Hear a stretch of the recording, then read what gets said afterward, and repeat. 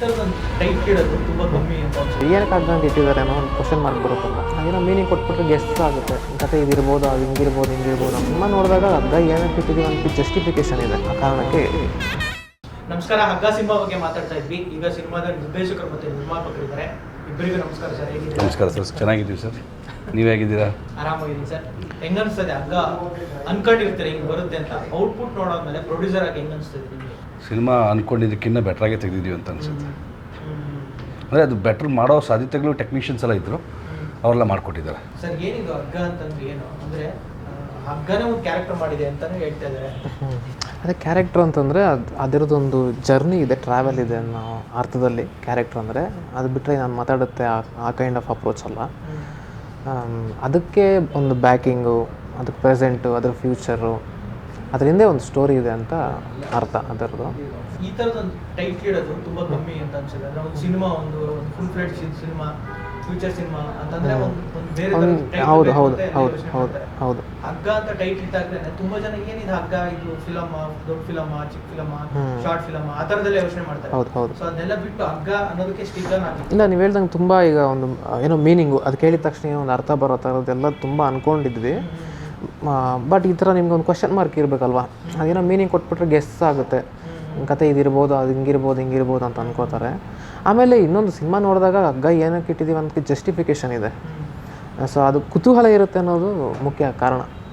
ಹಗ್ಗ ಅಂತ ಯಾಕೆ ಇಟ್ಟಿದ್ದೀವಿ, ಏನಕ್ಕೆ ಹಗ್ಗ ಅಂತ ಇಟ್ಟಿದ್ದಾರೆ ಅನ್ನೋ ಒಂದು ಕ್ವಶನ್ ಮಾರ್ಕ್ ಬರುತ್ತಲ್ವ ಅಂತ ನೋಡೋಣ ಏನಿರ್ಬೋದು, ಆ ಕಾರಣಕ್ಕೆ ಹಗ್ಗ. ಸರ್, ಇಂಥದ್ದೊಂದು ಸಿನಿಮಾ ಟ್ರೈಲರಲ್ಲಿ ನೋಡಿದಾಗ ತುಂಬ ಗ್ರಾಫಿಕ್ ಕೆಲಸಗಳು ಹಿಡಿದಿದೆ ಅಂತ ಅನಿಸ್ತಾ ಇದೆ. ಹೌದು. ಸೊ ಅದೆಲ್ಲ ಹೆಂಗೆ ಮಾಡಿದ್ರೆ ಅಂದರೆ ಅದೆಲ್ಲ ಪರ್ಫೆಕ್ಟಾಗಿ ಬಂದಿಲ್ಲ ಅಂತಂದರೆ ಒಂಥರ ಕಾಣಿಸ್ಬಿಡುತ್ತೆ ಸ್ಕ್ರೀನ್. ಹೌದು. ಸೊ ಅದ್ರ ಬಗ್ಗೆ ಹೇಳಿದ್ರೆ ಆಮೇಲೆ ಅದು ಮಾಡೋಕ್ಕೆ ತುಂಬ ಬಜೆಟ್ ಆಗುತ್ತೆ. ಹೌದು. ಸೊ ಅದ್ರ ಬಗ್ಗೆ ಸರ್, ಇದು ನಾವು ಎಲ್ಲ ಹೊಸಬ್ರಲ್ವ, ಮಾಡಬೇಕಾದ್ರೆ ನಮಗೆ ಅಷ್ಟೊಂದು ಎಕ್ಸ್ಪೀರಿಯೆನ್ಸ್ ಇರಲಿಲ್ಲ. ಕೆಲವೊಂದು ಶೂಟ್ ಮಾಡಬೇಕಾದ್ರೆ ಸ್ವಲ್ಪ ಇನ್ಎಕ್ಸ್ಪೀರಿಯನ್ಸಸ್ನ ಮಾಡಿದ್ವಿ. ಅಂದರೆ ಹೀಗೆ ಮಾಡಬೇಕು ಅಂತ ಈ ಒಂದು VFX ಆರ್ಟಿಸ್ಟ್ ಎಲ್ಲ ಬಂದಿದ್ದು, ಅವರೆಲ್ಲ ಗೈಡೆನ್ಸ್ ಇದ್ರೂ ಅವ್ರಿಗೂ ಸಹ ಕೆಲವೊಬ್ಬರಿಗೆ ಅಷ್ಟು ಗೊತ್ತಿರಲಿಲ್ಲ. ನಾವು ಶೂಟ್ ಮಾಡಿದ್ವಿ. ಅದಾದ ನಂತರ ಮಾಡಬೇಕು ಅಂತಂದಾಗ ತುಂಬ ಕಷ್ಟಗಳು ಬಂತು. VFX artist first of all ನಮ್ಮ ಇಂಡಸ್ಟ್ರಿಯಲ್ಲಿ ಸಿಗೋದು ಕಷ್ಟ ಇದ್ದಾರೆ, ಹೊರಗಡೆನವ್ರನ್ನ ಅವ್ರನ್ನ. ಮತ್ತು ಎಲ್ಲ ಒಂದು 2-3 ಕಡೆ ಹೋಗಿ ವರ್ಕ್ ಮಾಡಿಸಿ, ಇಲ್ಲ ಇದು ನಮ್ಗೆ ಸರಿ ಹೋಗಲ್ಲ ಅಂತ ಗೊತ್ತಾಗಿ 5ನೇ ಪರ್ಸನಾಗಿ ಒಬ್ಬರು ಸಿಕ್ಕಿದ್ರು. And it's a Mangalore team and 2 team full ಫ್ಲೆಜ್ಡಾಗಿ ಕೆಲಸ ಮಾಡಿರೋದು. ಹೇಳ್ಬೇಕಂದ್ರೆ ಅವ್ರದ್ದು first cinema. They are from some international company. ಅವ್ರದ್ದು ಸ್ಟಾರ್ಟಪ್ ಪ್ಲ್ಯಾಂಗಲ್ ಸ್ಟುಡಿಯೋಸ್ ಅಂತ ಅವ್ರದ್ದು ಸ್ಟುಡಿಯೋ ನೇಮು. ಅವ್ರದ್ದು ಕೂಡ ಸ್ಟಾರ್ಟಪ್ಪು, ಎಲ್ಲ ಕೊಲ್ಯೂಷನ್ನು. ಅವ್ರು ನಮ್ಗೆ ಹೆಂಗೆ ಟ್ಯಾಗ್ ಆದರು ಅನ್ನೋದು ಕೂಡ ಹೆಂಗೆಂಗೋ ಹೋಗಿ ಸಿಕ್ಕಿದ್ದು. ಅವರು ಒಂದು ಪ್ಯಾಷನೇಟ್ ಆಗಿ ಅದ್ಭುತವಾಗಿ ಬಂದಿದೆ ಸರ್. ಅಂದರೆ ಕೂತು ಮಾಡಿಸಿದ್ದು, ಅಂದರೆ ಕ್ವಾಲಿಟಿ ಆ್ಯಂಡ್ ಟೈಮ್ ಅಂತ ಹೇಳ್ತಾರೆ ಪ್ಲ್ಯಾಂಗಲ್ ಸ್ಟುಡಿಯೋಸ್ CEO. ಕ್ವಾಲಿಟಿ, ಟೈಮ್, ಮನಿ ಎಲ್ಲ ಬೇಕು ಅಂತಾರೆ. ಆ ಕ್ವಾಲಿಟಿ, ಟೈಮ್, ಮನಿ ಕೊಟ್ಟಿದ್ದಕ್ಕೆ ಚೆನ್ನಾಗಿ ಬಂದಿದೆ. ಸರ್, ಅನು ಮೇಡಮ್ ಯಾಕೆ ಈ ಕ್ಯಾರೆಕ್ಟರ್ ಬೇಕು ಅಂತ ಅನಿಸ್ತು? ಯಾವ್ದಾದ್ರು ಸಿನಿಮಾ ನೋಡಿ ಅಥವಾ ಇವರು ಕ್ಯಾರೆಕ್ಟರ್ ಮಾಡ್ತಾರೆ ಬಂದಿದೆ ಯಾಕೆ? ಇಲ್ಲ, ಸಿನಿಮಾದಿಂದ ಅಂತಲ್ಲ, ಆದರೆ ಅವರಲ್ಲಿ ಒಂದು ಇಂಟೆನ್ಸಿಟಿ ಇದೆ. ಈ ಪಾತ್ರಕ್ಕೆ ಬೇಕಾಗಿರೋಂಥ ಇಂಟೆನ್ಸಿಟಿ ಇದೆ, ಗತ್ತು ಅಂತಾರಲ್ಲ, ಅದಿದೆ. ಮಾತಲ್ಲೂ, ಲುಕ್ಕಲ್ಲೂ, ಪರ್ಫಾರ್ಮೆನ್ಸಲ್ಲೂ ಈ ಫೆಲ್ಟ್ ಬೆಸ್ಟ್ ಚೂಸ್ ಅಂತ, ಕರೆಕ್ಟ್ ಆಪ್ಷನ್ ಅಂತ ಅಂದ್ಕೊಂಡು. ತುಂಬ ಜನ ಸೀನಿಯರ್ ಆ್ಯಕ್ಟರ್ಗಳನ್ನೆಲ್ಲ ಸೊ ಹೊಸ ನಿರ್ದೇಶಕರು ಅವನ್ನೆಲ್ಲ ಡೈರೆಕ್ಷನ್ ಮಾಡೋದು.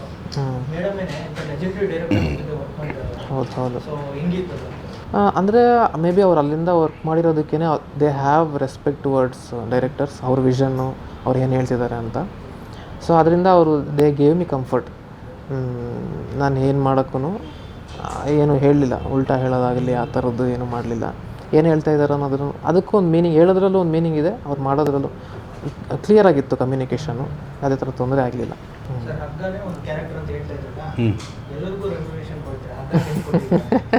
ಹಾಗಾಗಿ ಕೊಂಡ್ಕೊಂಬಿಟ್ಟೆ ರೆನೋವೇಷನ್ ಇಲ್ಲ, ಪರ್ಮನೆಂಟಾಗಿ ಕೊಂಡ್ಕೊಂಬಿಟ್ಟೆ. ಹಗ್ಗನೂ ಕಾಸ್ಟ್ಲಿ. ನಾವು ತೊಗೊಂಡಾಗದು ನಾವು ಅಂದ್ಕೊಂಡಿರಲಿಲ್ಲ, ಹಗ್ಗ ತಾನೇ ಏನೋ ಸಿಕ್ಬಿಡ್ತಿಲ್ಲ, ಅದು ಕಾಸ್ಟ್ಲಿ ಹಗ್ಗ, ಅದು ಯೂಸ್ ಮಾಡಿರೋದು ನಾವು. ಅಂದರೆ ನಾರ್ಮಲಾಗಿ ಪಬ್ಲಿಕಲ್ಲಿ ಹಗ್ಗ ಅಂದರೆ ಎಷ್ಟು, 20 ರೂಪಾಯಿ 30 ರೂಪಾಯಿಗೆ ಸಿಕ್ಬಿಡುತ್ತೆ ಅಂತಲ್ವ. ನಾವು ಯೂಸ್ ಮಾಡಿರೋ ಮೆಟೀರಿಯಲ್ಲು ಅದು ಸ್ವಲ್ಪ ನನಗೆ ಅದು ನೋಡಿದ ತಕ್ಷಣ ಡಮ್ ಅಂತ. ಯಾವುದು ಅದಕ್ಕೆ ಅದು ಬಿಟ್ಕೊಡಂಗಿಲ್ಲ ಹಗ್ಗದಕ್ಕಿಂತ ಜಾಸ್ತಿ ಅದು ಬಿಟ್ಕೊಡ ಆ ಹಗ್ಗದ ರೋಪು 3D ಆ್ಯನಿಮೇಷನ್ ಇದೆಯಲ್ಲ ಅದು ಬಹಳ ಕಾಸ್ಟ್ಲಿ. ಹಂಗೆ ಆ ಥರ ಆ ಸೆನ್ಸಲ್ಲಿ ಹೇಳಿದ್ದು. So finally 20th cinema release ಆಗ್ತಾ ಇದೆ, ಕೊನೆಯದಾಗಿ ಹೇಳೋದು ಈ ಥರದೊಂದು ಸಿನಿಮಾ ಮಿಸ್ ಮಾಡ್ಕೊಳ್ಳೋದು ಕರೆಕ್ಟ್ ಅಲ್ಲ. ತುಂಬ ಹಾರ್ಡ್ ವರ್ಕ್ ಆ್ಯಂಡ್ ಎಫರ್ಟ್ ಇದೆ ಸಿನಿಮಾದಲ್ಲಿ. ಈ ಥರದೊಂದು ಎಕ್ಸ್ಪೀರಿಯೆನ್ಸು ಪಡ್ಕೊಳ್ಳೋದು, ನಾನು ಆಡಿಯನ್ ಆಗಿದ್ದರೆ ಬೇರೆಯವ್ರು ಸಿನಿಮಾ ಮಾಡಿದ್ರು ಕೂಡ ಅದು ನನ್ನ ಜವಾಬ್ದಾರಿ ಥರನೇ ಫೀಲ್ ಆಗಿರ್ತಿದ್ದೆ. ಇಷ್ಟೊಂದು ಎಕ್ಸ್ಪೆನ್ಸಿವ್ VFX ಸಿನಿಮಾ ಅಂತ ಹೇಳ್ಬಿಟ್ಟು.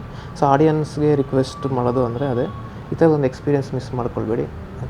Definitely they will enjoy the film. Second half ಅಂತೂ ಎಕ್ಸ್ಟ್ರಾಡಿನರಿ ಇರುತ್ತೆ, ಅದೊಂದು ಕಾನ್ಫಿಡೆಂಟಾಗಿ ಹೇಳ್ಬೋದು. ಸರ್ ಫೈನಲಾಗಿ ಸಿನಿಮಾ ಹೇಳಬೇಕಂತಂದರೆ ಕನ್ನಡದಲ್ಲಿ ಮಾಡಿರೋದಕ್ಕೆ ನಮಗೂ ಹೆಮ್ಮೆ ಇದೆ. ಕನ್ನಡದಲ್ಲೇ ಪ್ರಥಮ ಲ್ಯಾಂಗ್ವೇಜಾಗಿ ಮಾಡಿರೋದಕ್ಕೆ ಬಹಳ ಹೆಮ್ಮೆ ಇದೆ ನಮಗೆ. ಆ್ಯಂಡ್ ಕನ್ನಡ ಆಡಿಯನ್ಸ್ ಖಂಡಿತವಾಗ್ಲೂ ಇದನ್ನ ಆಶೀರ್ವದಿಸಿ.